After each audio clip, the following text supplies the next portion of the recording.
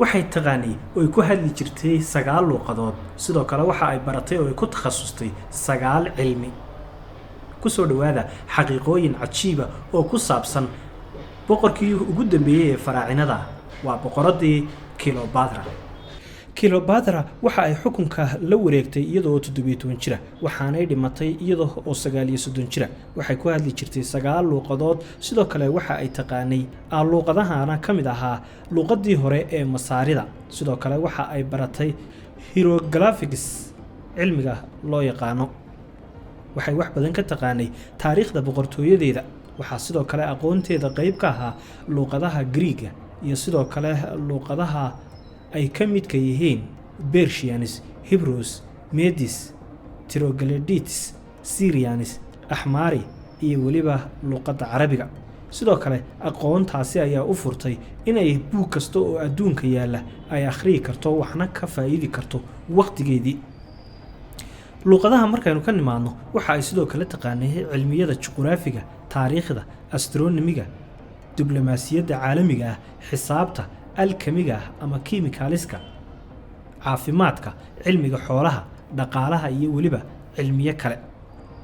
waxay isku dayday inay fahanto oo ay wax badan ka barato waqtigeedii cilmiyada ama culuumtii adduunka taalay Cleopatra waxa ay waqti badan ku bixisay xilligii boqortooyadeeda dhinaca shaybaadhka waxa ay qortay shaqooyin ama hawlo la xiriira dhinaca herbigiska ama herbaliska iyo waliba cosmeticska la isku qurxiyo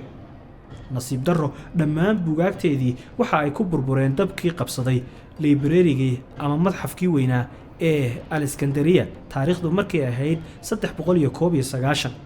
fiisigisyahankii caanka ahaa ee Galen ayaa xilligeedii wax badan iyada ka bartay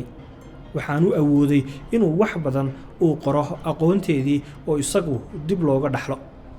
waa aqoontii iyo waliba waxyaabihii iyadu Cleopatra ay qortay ama uu ka arki jiray cilmiyadaasina waxa kamid ahaa in uu sheegay in ay u qortay bukaankeeda gariimyo gaar ah oo ragga bidaarta leh ka caawinaya inay dib u helaan timahooda sidoo kale waxa uu xusay oo uu sheegay in Cleopatra buugaagteeda ay sidoo kale ku qortay talaabooyin iyo waliba farsamooyin la xiriira isqurxinta laakiin nasiib darro waxyaabahaasi ama aqoontaasi ay Cleopatra qortay waxba inaga ma soo gaadhin herbaliska la isku daaweeyo